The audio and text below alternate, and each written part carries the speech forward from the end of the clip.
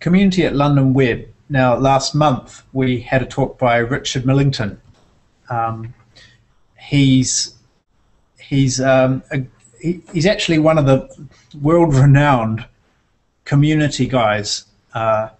Quite inspiring, really, because I didn't know. He contacted me about his talking at London Web, and I just said, "Yeah, great. Well, if you've got a message, then come along." But then talked to the marketing team at Bright Talk, and they were like, "Oh, you've got Richard. I'm going to get like 4 of us to come," and really I think they really enjoyed it because they've all read his book, and I bought his book afterwards, and I've been buzzing communities as I've had the time, yeah, I highly recommend it. It's quite interesting just seeing how people engage in a community and what's involved there. So what's the best community you have in London? You know, what makes you think, wow, I'll go back because I want to reconnect with those people. They seem to be a nice crowd, and I can come back and actually appreciate the conversation, or even better, I can join with them over lunches, or I can interact with them outside of the meetup. Is there any community in London that you experience like that? It doesn't have to be online, it could be offline. I'll give you a few minutes just to think about that, and just type out a message in the chat if you can think of some, and we might even share my screen, and we can actually go and view some of these meetups if anybody's interested in giving a bit of feedback. That's the great thing about chat, is you can all be writing inline without having to interrupt the flow if you don't like. Otherwise, you can definitely just start speaking at any time as well. No, well, I mean, that's the thing, is I find it is few and far between who will actually engage at a meetup, especially in London. It's such a large place, and you seem to meet people once and then never again.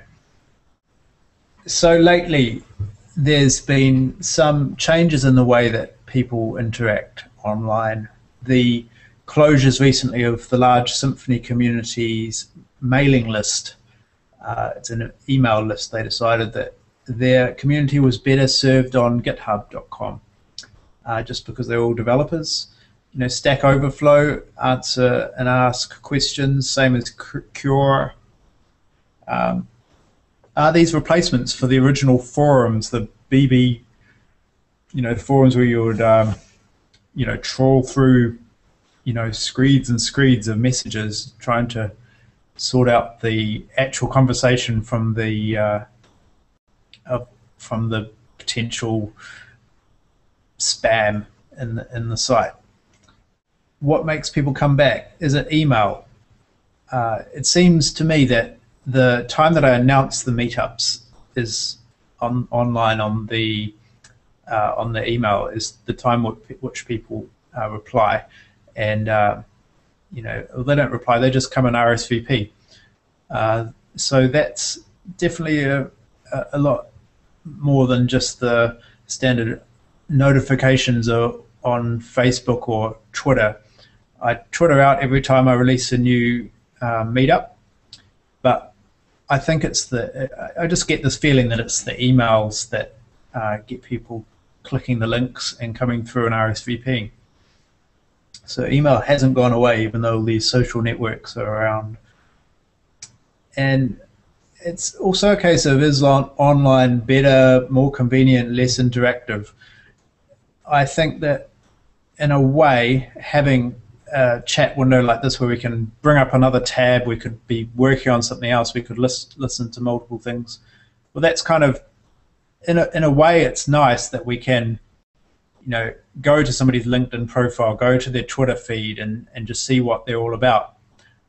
When you're stuck in a meetup, you are focused entirely on the person in front of you, and you have your phone out to check some things, but not quite as much engagement as a full screen of social media potentially to delve into related to whatever's been talked about. So Twitter, Facebook, LinkedIn, these profiles are the are the general ones, and I find that actually engaging on Meetup.com is a nice, refreshing change to Google Plus, Facebook, Twitter.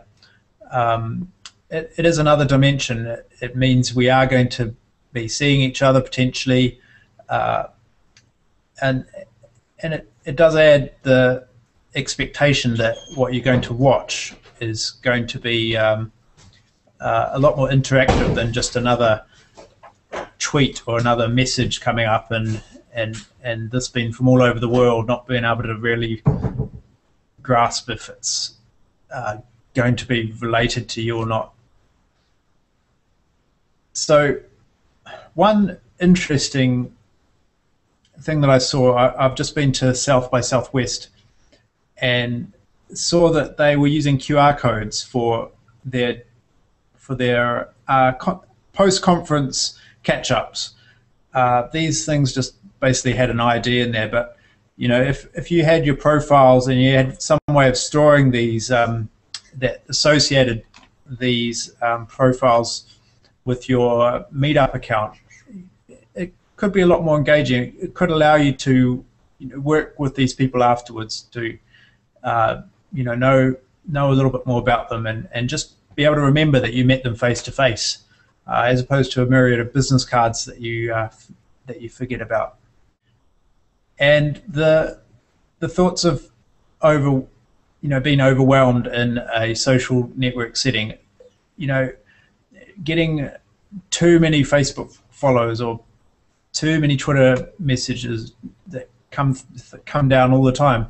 It's a little bit too overwhelming, and it ends up being, there's so much traffic coming in, I'm not going to really bother. So to be able to get past that and to be able to ask people face to face can be a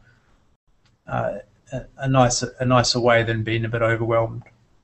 Okay, so this is the fun part, and it's really about the interactions and the applications that we can use online with Meetup.com and the internet, and the fact that we are web developers and designers and marketers and web people, and we kind of get social networks, we get the connections that we can make between us all. And I'm just going to run through them. There's about 4 of these slides, and I'm just going to go through them and just prompt a few ideas in your head of things that could help a group to communicate and to socialize. Just going to be a split second. Okay, so what applications can be written to help our Meetup members connect? A dashboard of contacts from the month. I'm just going to list them out here, and then we can kind of discuss on each page. A lunch meetup, organizing a location-based lunch meetup. Now, I want to share on screen if you can see your Hangout here. A little app that I developed as a proof of concept.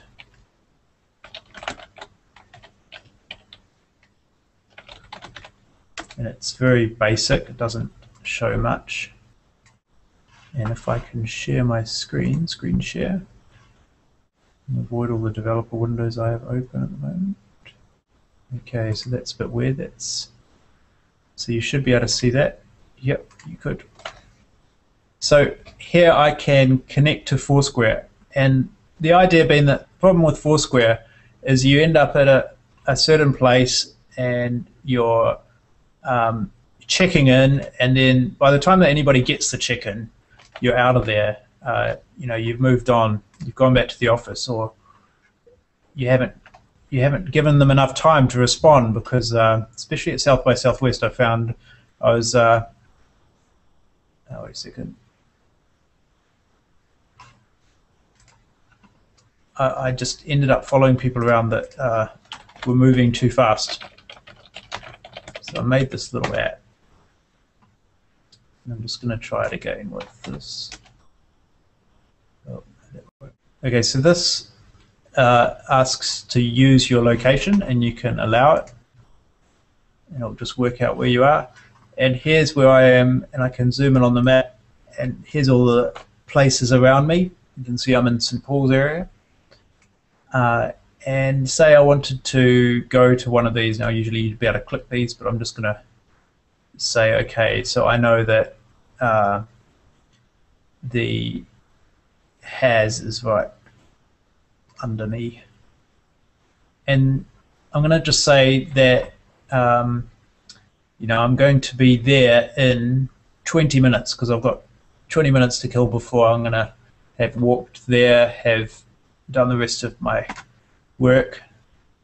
And I can say I'm basically going to have some lunch, or in this case a beer, in 20 minutes. And I can confirm the Foursquare checkout. And there it says, please come and enjoy me in Has Restaurant. And I could just send that out to potentially London Web members that could see this. You know, this is just the standard Facebook connector, but you could enter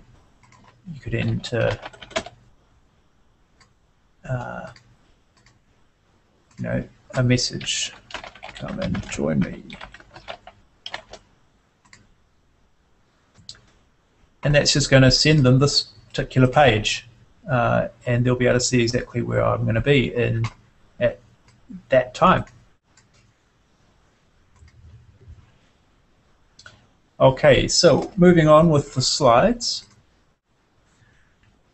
Applications to connect us. So just being able to use Twitter with a hashtag for polls was an interesting phenomenon. In the South by Southwest Twitter talk, they were talking about how large TV companies were making sense of this just by gaining audience, you know, gaining audience participation from Twitter hashtag polls. And this was just a Twitter message that said, vote this way for using this hashtag, or this way using this hashtag. Very simple, but quite easy to bring up on graphs. And any kind of stats or you know, voices of opinion that we wanted to gather in London Web, we could do this. So how to share the content? You know, we have all forms of video stores. I put my podcast on iTunes and Vimeo, but it's a case of, you know, do these get there's no email messaging saying come and check this out. It's just there, and if people find the time, then they're going to come and view it, but I think that often they don't.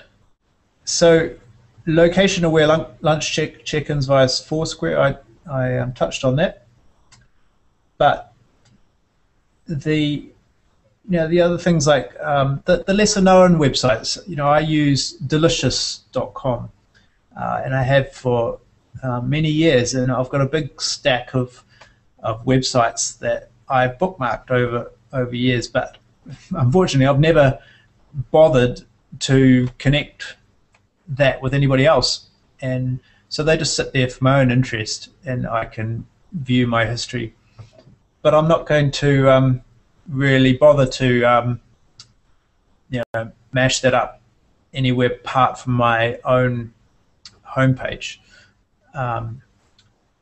And so nobody's going to benefit from that. But if we all pulled the different social connections that we had and put them against our meetup profiles, potentially, it could really help to make us understand more about what are the websites people are watching and viewing.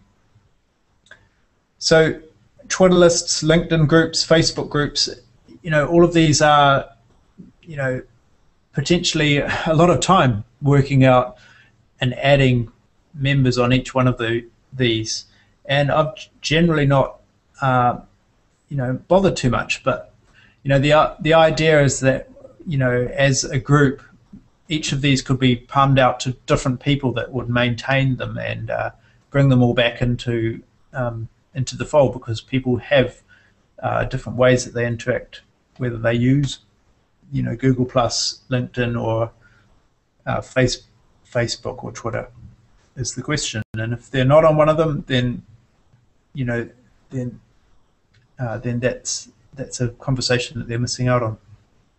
So the videos on Vimeo could be having commenting and conversation against them. It's a great place for interaction where the likes of SoundCloud, and you get a whole lot of comments against each point in the sound clip, and these kinds of things could be put into video as well, and just engaging people on the exact topic that they're interested in, and therefore showing knowledge and potentially new work and jobs from showing that they are interested in those things. When I was at South by, Highlight and Sonar apparently were big last year. They didn't amount to much, which was interesting because everybody thought this was the new Twitter. But I think they've just been tweaking their technologies, making sure the phone battery life didn't run out. And basically, these are location-aware applications. It's not just Foursquare anymore. It's leveraging potentially off Foursquare. I know Sonar does this to say, okay, well, when you're about and somebody's walking past you, who are they? Do you know them? If we had everybody on Sonar, then we could have these, these just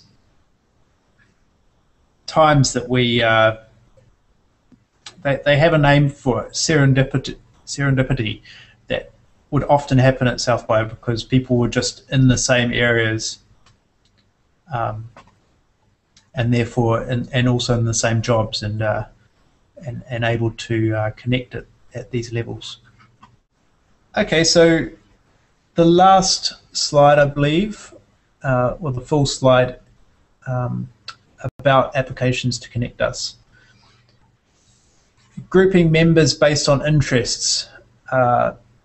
We tried this one point at London Web. We put signs up at different corners of the room, said developers, designers, marketers, and had everybody move to the different corners. I think, a suggestion came that we could put color badges on people that kind of indicated which areas they fitted in, and these could span a whole lot more than just 3 corners of a room. So yeah, that's just a way to interact while you're in the meetup, but potentially with these QR codes, you could gain more information longer term as well. I don't think the technology is quite there to allow for within a specific room saying where based on where I'm standing, I'm interested in this. But that has come up. I did a hack day in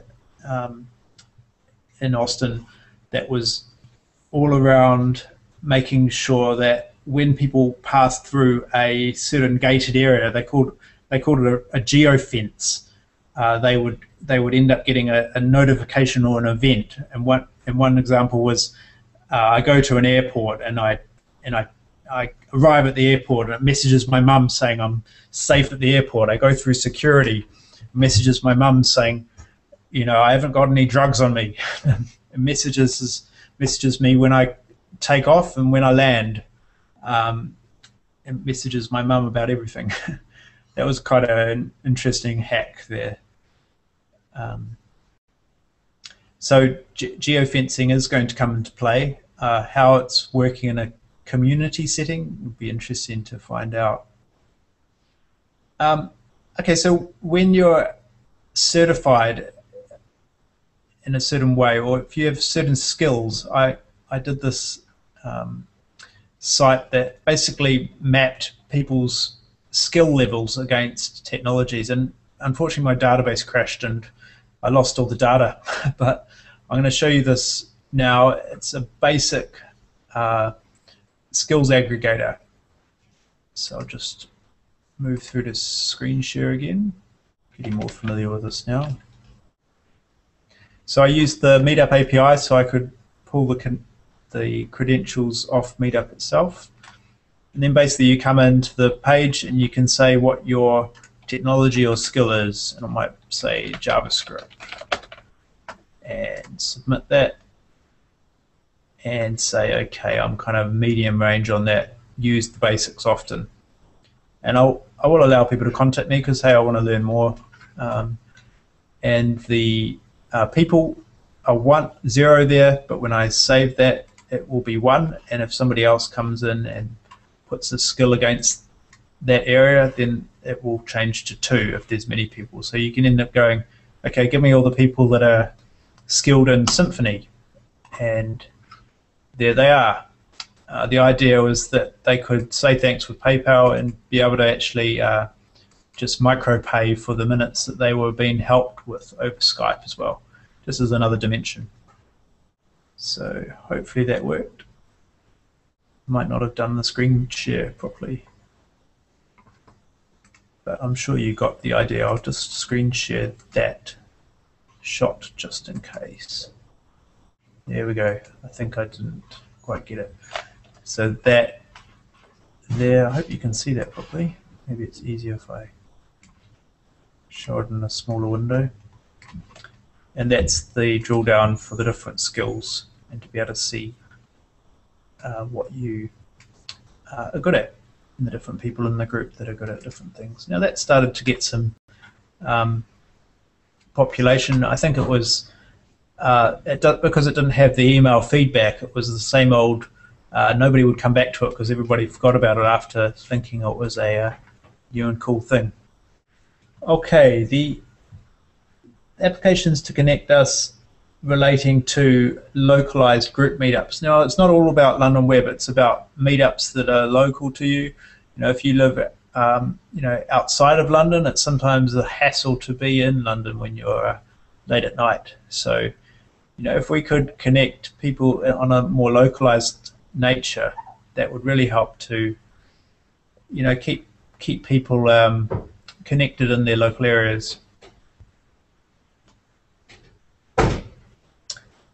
And the last of these slides, transport shares, and the same thing. If people are in different areas, it would be nice to know that these London Web meetup members were in in a certain place, and we could all catch the train together, catch the cars, share carpool together, and just potentially do group activities, including conferences, buying conference tickets. I often find that the Future of Web Apps conference, for example, allows a discount, a fairly heavy discount, if you have 10 people grouped together.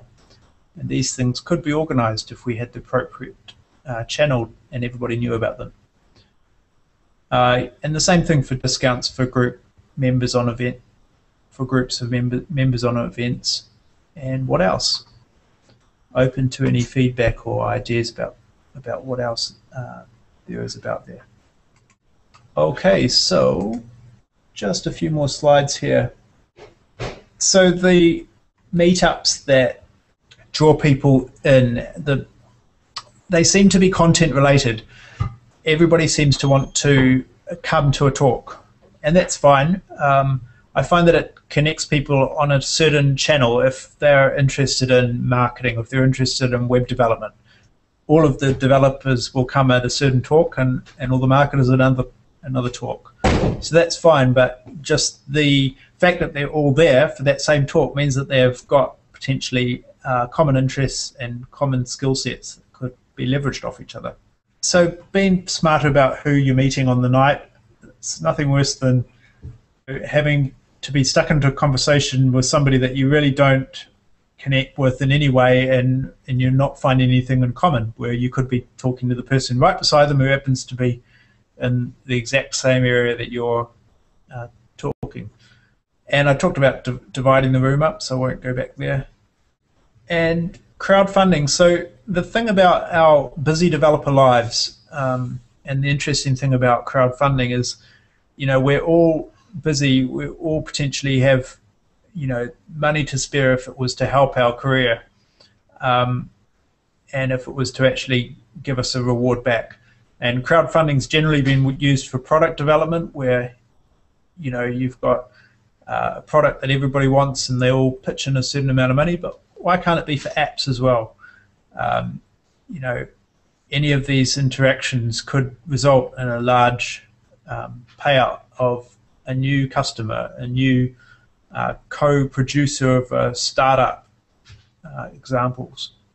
And the other option is volunteers, and having a set amount of time to deliver, making sure they have appropriate skill sets, and making sure they have enough time to work on the idea is the key thing.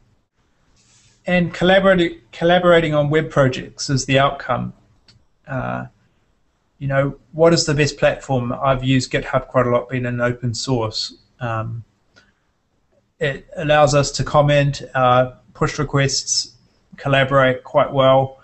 But then, Skype, FaceTime, Hangouts, all of these things allow us to work from home, work in remote areas, and not have to be bound to a desk that's sitting right beside people. And these are working much more now that we have high definition video. I've shown you the skills site there, so I won't dwell on that again.